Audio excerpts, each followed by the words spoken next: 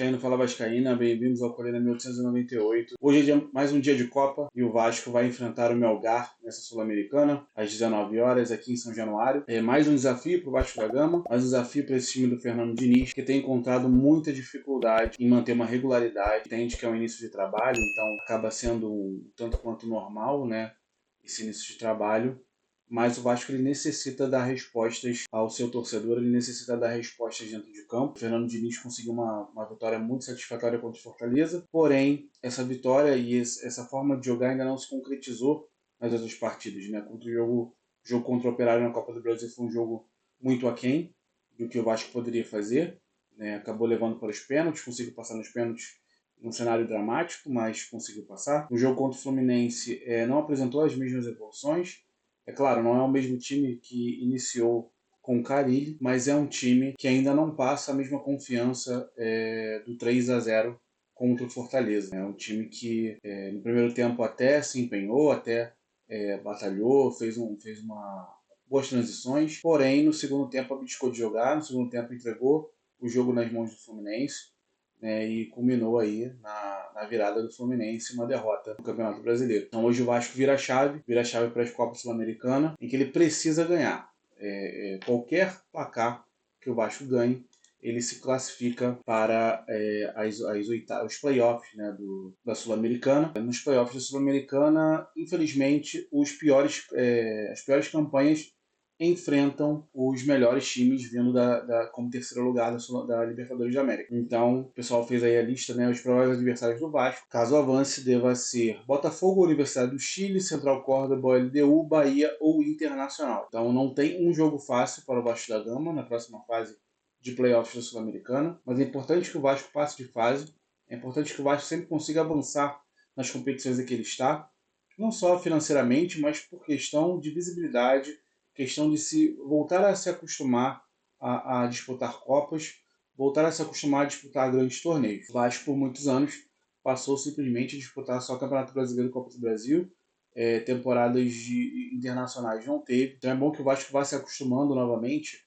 se ele pretende ser um clube que almeje grandes títulos, que ele se acostume novamente a disputar esses torneios internacionais, essas noites de Copa, para que futuramente o Vasco almeje alcançar um título nessas competições. É muito importante, seria muito importante nessa temporada um título da Sul-Americana. A gente sabe que é muito difícil, a gente sabe que o elenco do Vasco é muito limitado, mas o Vasco passando para os playoffs, ainda há a possibilidade da janela de transferência, né? Caso o Vasco consiga resolver o transfer ban, né, que ele sofreu, então seria importante o Vasco passar de fase para justamente os reforços conseguirem jogar essa janela. A janela de transferências será aberta para todos os times, caso para todos os países dos times que disputam esse campeonato mundial de clubes. Então o Brasil, né, como tem 3 representantes, a janela de transferências do Brasil abre mais cedo. Então o Vasco ele conseguiria, né, resolvendo essa questão do transfer ban, conseguiria fazer contratações e trazer grandes reforços para esse elenco, para que Fernando Diniz possa melhorar, né, a sua forma de jogar, consiga tirar o melhor desse grupo e fazer com que o Vasco consiga os seus objetivos, que o principal é permanecer na Série A, se possível, beliscar uma Sul-Americana ou até sonhar com uma pré-Libertadores, mas o cenário mais viável seria uma outra vaga na Sul-Americana e avançar o quanto puder avançar na Copa do Brasil, já visando questão de dinheiro. A gente sabe que Copa é chaveamento, então se o Vasco conseguir bons chaveamentos, ele pode avançar em lugares mais altos nessa Copa do Brasil, mas tudo depende disso, do chaveamento, depende das contratações e depende de como esse time vai conseguir discernir como o Fernando Diniz quer que o Vasco jogue. Há muitos pontos positivos já no Vasco, né? O Vasco é um time que, pelo menos, tirando o segundo tempo contra o Fluminense, mas é um time que vem tendo uma certa postura, né? É um time que vem tendo uma inteligência tática já, vem tendo um desenvolvimento tático, porém, pela a falta de tempo, né, que o Fernando Diniz tem de trabalho, o Vasco ainda vem sentindo os efeitos colaterais ainda de gestões de técnicos passados, né, como o Fernando Diniz, como o Carille e o Felipe. Então o Vasco ainda tem muitos vícios de jogo, né, muitos vícios ali realmente de falta de um pensamento de ataque. Então o Vasco necessita ir mudando esse pensamento. O Fernando Diniz vem fazendo esse trabalho.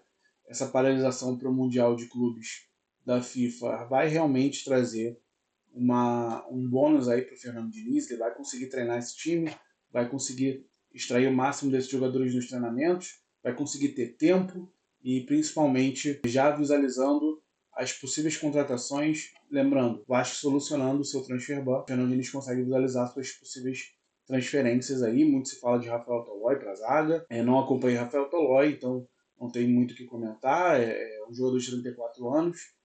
Não sei se está bem, se está mal fisicamente, se vem de histórico de lesão ou não, mas outros nomes também vêm sendo especulados para o meio, para o ataque. Tem o jogador do Benfica brasileiro também que está sendo especulado. Então, muitos nomes já começam a surgir no radar para possíveis reforços do Fernando Diniz, que vai precisar muito para esse Vasco continuar na Série A, disputando alguma coisa nesses torneios, Copa do Brasil ou Sul-Americana. Então, no mais é isso. Diz aí o que você acha que vai ser o placar hoje do Melgar.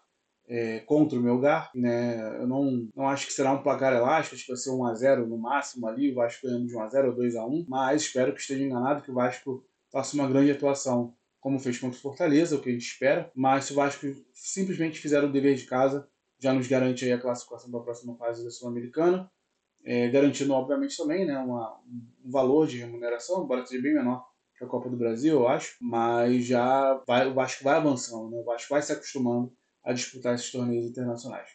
Tudo bom? Então, no mais é isso, torcedor. Um forte abraço, sempre Vasco.